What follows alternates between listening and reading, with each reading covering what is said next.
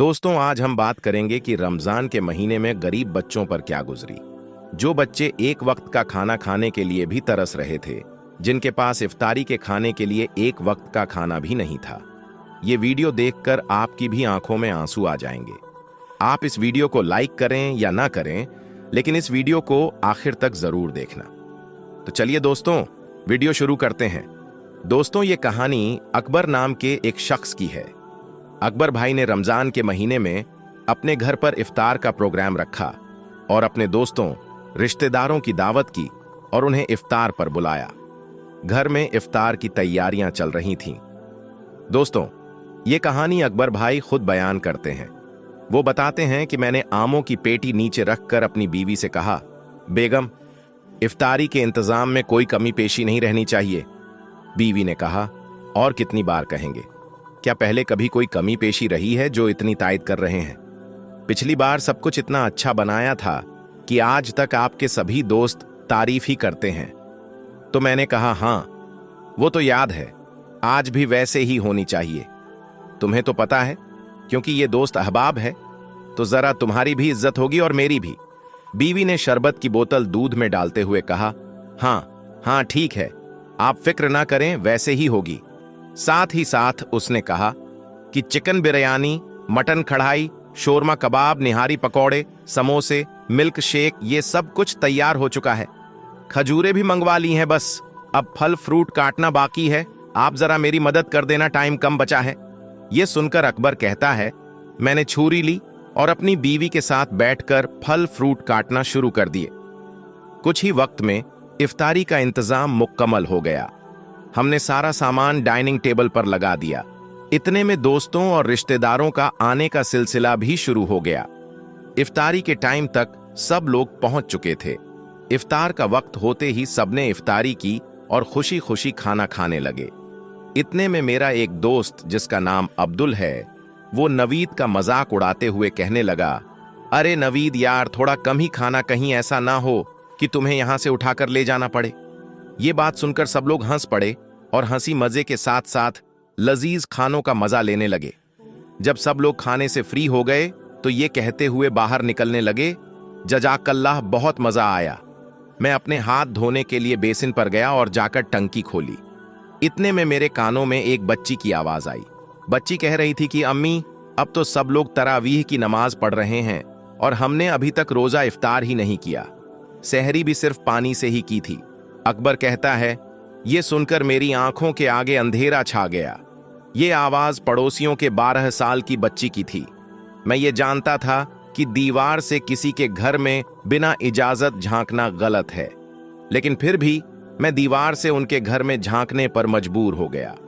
मैंने देखा कि एक बच्ची अपनी मां के सिर पर खड़ी थी और मां चारपाई पर सिर झुकाए बैठी थी और उससे नजरें नहीं मिला पा रही थी। बाकी बच्चे अपनी बहन का सवाल सुनकर मां के जवाब का इंतजार करने लगे। बच्ची बार बार खाने का मुतालबा कर रही थी, अपनी मां से बार बार खाना मांग रही थी। अकबर बताता है, मैं ये देखकर जैसे पत्थर का हो गया। उसकी मां ने जब सिर उठाया तो अचानक नजरें मुंह पर पड़ गई। मैं दीवार पर खड़ा हुआ था, उसकी आंखें आंसुओं से भरी हुई थीं। मुझ पर नजर पड़ते ही वो जबरदस्ती मुस्कुराई और चादर से आंसू पोंछते हुए कहने लगी, भाई आप कैसे हैं? ये लड़की बहुत जिद्दी है, अभी अभी खाना खाया है और अब फिर से जिद कर रही है। अकबर कहता है कि ये झूठ बोल रही थी। शायद वो ये बात जानती थी कि मैंने बच्ची की बातें सुन ली हैं। मैं ये सोच रहा था कि जो मेरे दोस्त इफ्तारी करते वक्त बार बार खाने की तारीफ कर रहे थे और एक दूसरे से ये कह रहे थे कि भाई कम खाओ वगैरह वगैरह, वो सब बातें जब इन्होंने सुनी होगी तो इन पर क्या बीती होगी। अकबर बताता है, मैं ये सब कुछ देख ही रहा था और सोच रहा था। इतने में पता नहीं मेरी बीवी कब मेरे पास आकर खड़ी हो गई। मैंने अपने आप को बड़ी मुश्किल से नॉर्मल किया और बिजली की तेजी से बाहर की तरफ लपका तो बीवी कहने लगी, अरे अरे, कहां जा रहे हैं? क्या हुआ है? सब खैरियत तो है ना? आराम से जाइए, आखिर क्या हुआ है? बीवी सवाल पर सवाल कर रही थी और मैं उसके सवालों का बगैर जवाब दिए बाजार की तरफ चल दिया। मैंने वहां से हर एक चीज खरीदी जो मैंने इफ्तारी में खाई थी और उसे लेकर वापस चल दिया। मेरा हर कदम मुझे भारी लग रहा था। उस बच्ची की बातें और उस बेवा औरत के आंसू मैं नहीं भुला पा रहा था। घर पहुंचने में तकरीबन आधा घंटा लगता था, लेकिन मैं तेजी से तकरीबन 10 मिनट में ही पहुंच गया और आकर दरवाजे पर दस्तक दी तो उसी बच्ची ने दरवाजा खोला। मुझ पर नजर पड़ते ही उसकी आंखें खुशी से चमक उठीं। वो वापस मुड़ी और शोर मचाने लगी कि देखो अकबर अंकल क्या लाए हैं, देखो अकबर अंकल क्या लाए हैं। सब बच्चे मेरी तरफ लपके और मैंने सारा सामान नीचे रखकर सबको बारी बारी सीने से लगाया और उनकी पेशानी को बोसा दिया और उनकी मां ये देखकर बिलक बिलक कर रोने लगी। मैं भी अपने आंसू नहीं रोक पाया। बच्चों का शोर सुनकर मेरी बीवी भी दीवार पर आ गई और ये सब कुछ देखने लगी। जब मैंने उसकी तरफ देखा तो वो मुझे देखकर मुस्कुराई और अपने आंसू पोंछने लगी। मैंने सामान खोला और बच्चों को साथ में बैठाकर खाना खिलाया। हर लुकमे के साथ साथ बच्चे मुझे मुस्कुराकर अजीब निगाहों से मेरी तरफ देखते जा रहे थे। बच्चों ने जी भरकर खाना खाया। जब सब बच्चे खाना खा चुके तो मैंने कहा, आप लोग आराम करो और अम्मी से भी कहो कि वो भी खाना खा ले, मैं थोड़ी देर में आता हूं। बच्चों ने कहा, ठीक है अंकल। अकबर बताता है कि इसके बाद मैं वहां से चला और मार्केट में आकर महीने भर का राशन लिया और दोबारा उनके घर आया। सारे बच्चे सो चुके थे और उनकी मां जाग रही थी। मुझे देखकर वो उठ खड़ी हुई और नजरें झुकाकर कहने लगी, भाई आपने इतनी जहमत क्यों उठाई?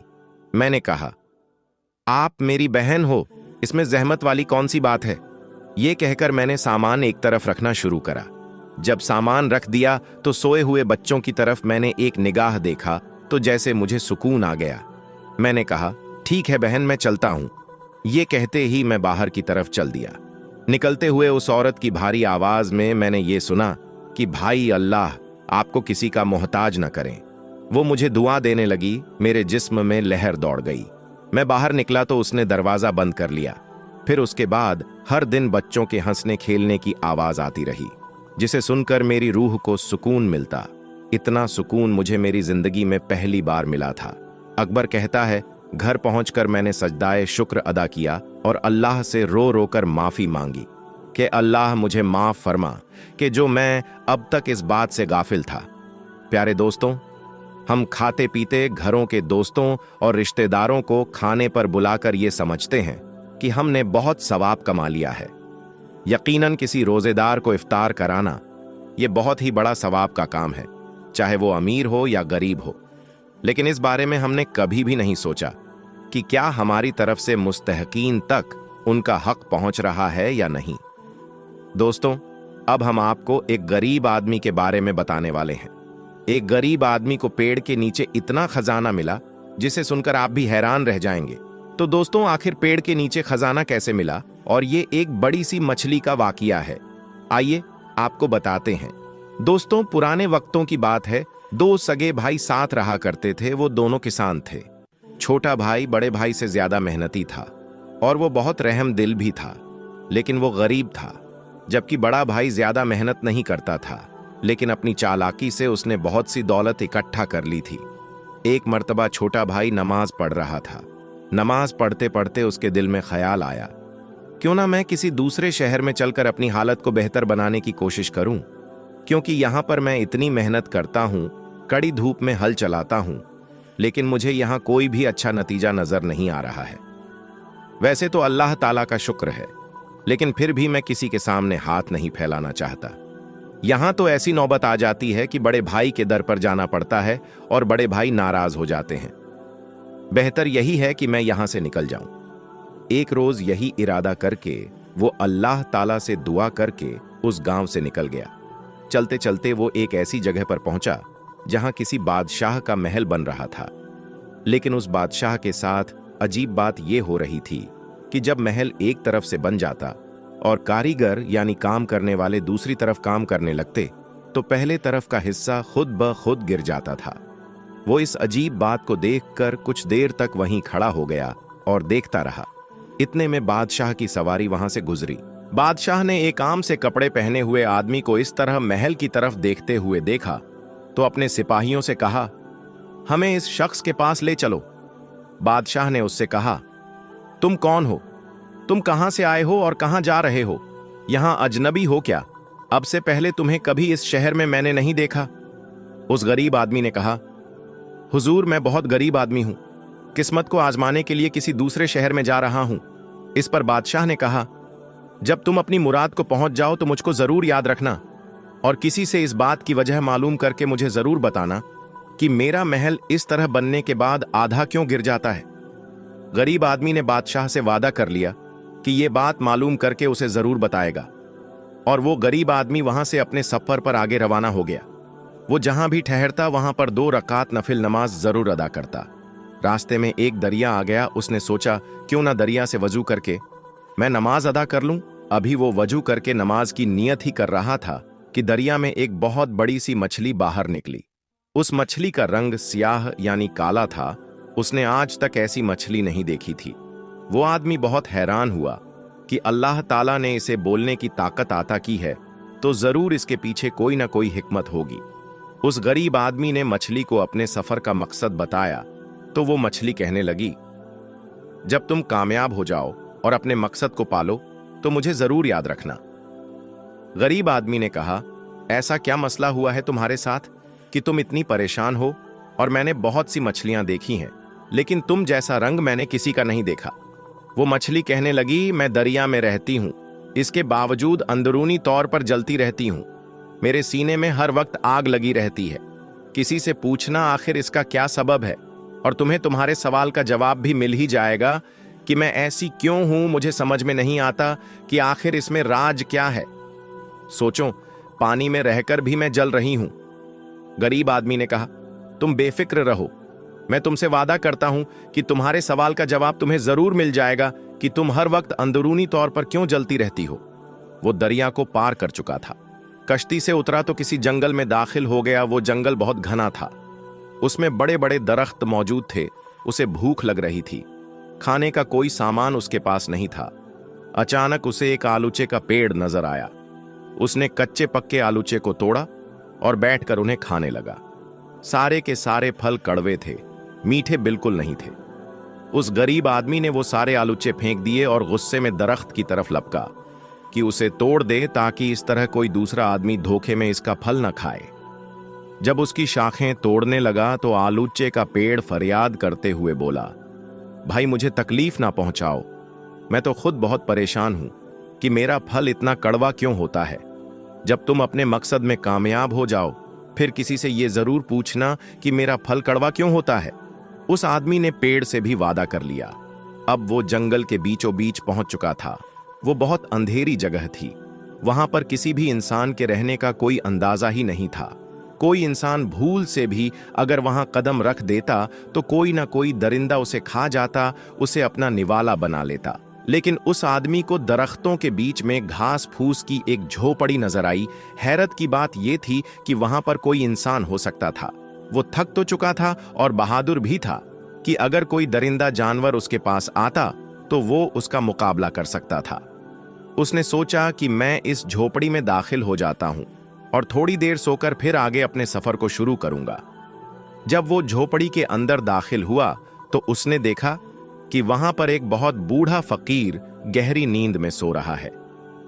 इस अंदाज में कि अल्लाह ताला का जिक्र भी हो रहा है और वो सो भी रहा है। ना जाने वो किस दुनिया में था। गरीब आदमी ने फकीर को हिलाने और जगाने की कोशिश की, लेकिन वो इतनी गहरी नींद में था कि उसके हिलाने के बावजूद भी वो नहीं उठा।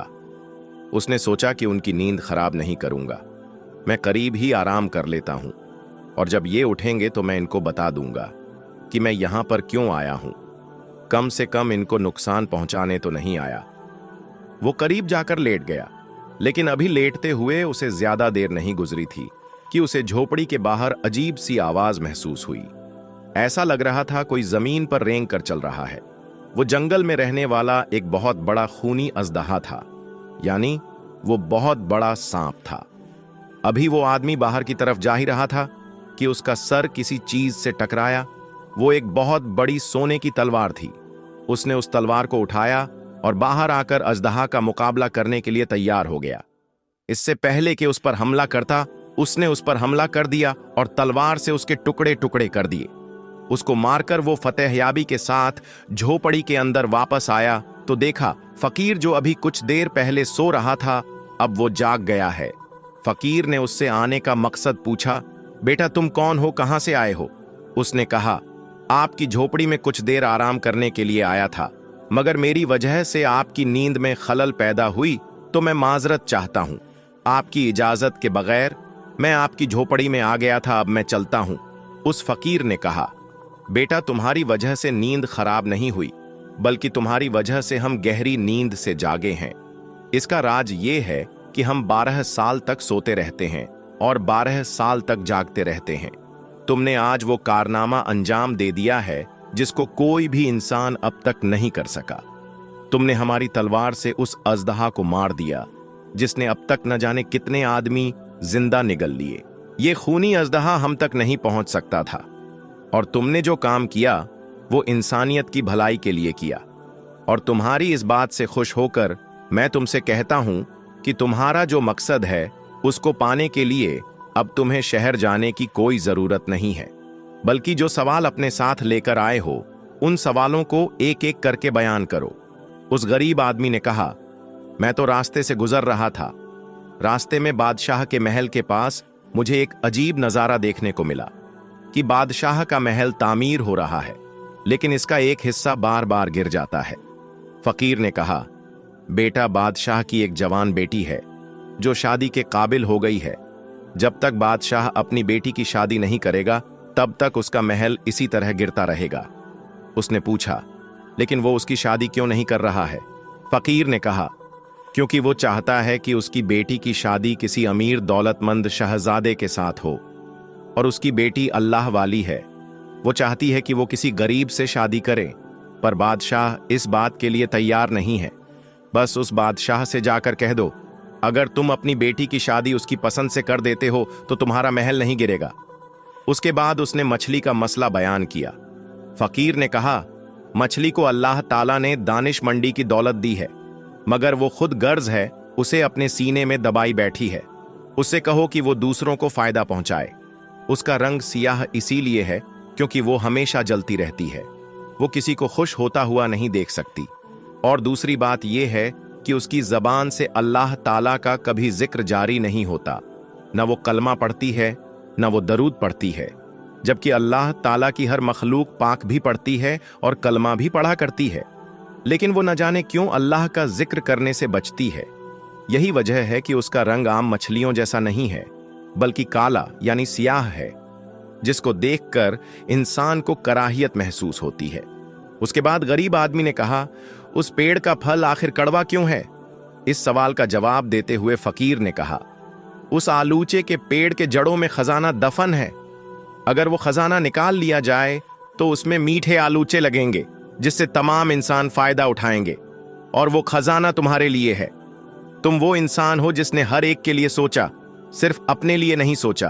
तुम खुदगर्ज इंसान नहीं हो, और वो खजाना सिर्फ उसी इंसान के लिए है जो हर एक को फायदा पहुंचाए। तुमने हर एक का मसला सुना और उनसे वादा भी किया है कि मैं आपके इस मसले को हल करने के लिए आपकी जरूर मदद करूंगा। अल्लाह ताला तुमसे खुश है, और इसी वजह से तुम्हारी गुर्बत को खत्म करने के लिए वो खजाना उस पेड़ के नीचे दफन है। अब तुम वहां जाओ और उस खजाने को बाहर निकाल लो। वो गरीब आदमी वहां से रवाना हुआ। सबसे पहले आलूचे के पेड़ के पास गया, उसे बताया कि उसका फल कड़वा क्यों है। पेड़ ने उससे कहा, अल्लाह के लिए जितना जल्दी हो सके इस खजाने को खोदकर बाहर निकाल लो। इसे तुम्हारे लिए ही रखा गया है, तुम इसे ले जाओ। उसने उस खजाने को बाहर निकाला, लेकिन दिल में लालच नहीं आया। फिर वो उस मछली के पास गया और उसे बताया कि वो हर वक्त अंदरूनी तौर पर क्यों जलती रहती है।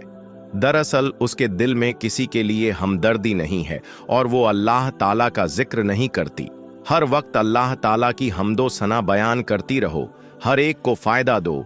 इंशाअल्लाह तुम ऐसी हो जाओगी कि हर कोई तुम्हें देखकर रस करेगा। उसने उसका शुक्रिया अदा किया। आखिर में वो बादशाह के पास पहुंचा।